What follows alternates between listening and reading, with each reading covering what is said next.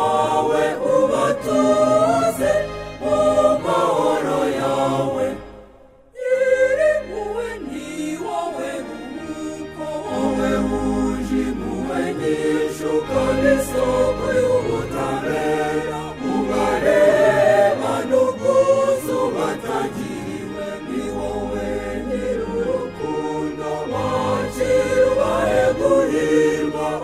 Ubibaniza ububisha bagiriwe mwami ni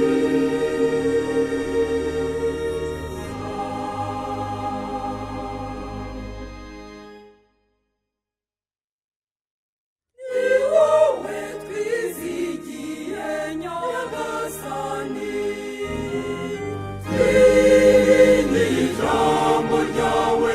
Wowe wavuze ko abakwemera badapfa burundu, bagabira ubugingo bw'iteka. Abo bose twakundaga bagabira ubugingo bw'iteka. Ni wowe bamazaga bagabira ubugingo bw'iteka. Igihe cyose tubibuka twizera ko baronse ubuvunyi bwawe. Twibuka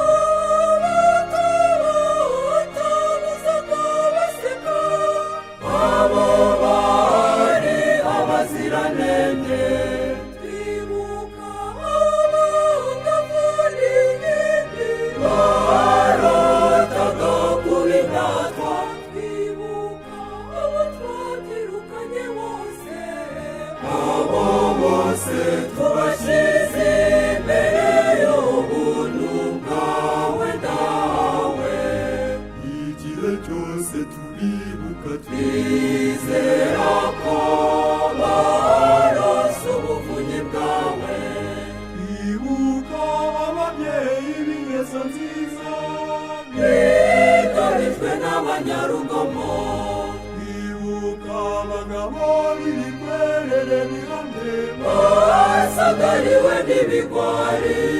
Twibuka abakambwe bacu baduhanuraga, abo bose tubashyize imbere y'ubuntu bwawe dawe. Igihe cyose tubibuka twizera ko baronse ubuvunyi bwawe.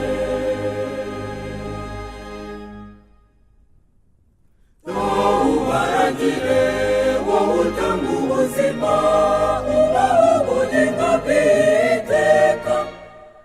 Abacu bavukijwe ubuzima ubarenganure dawe. Mazu basubiza agaciro bambuwe.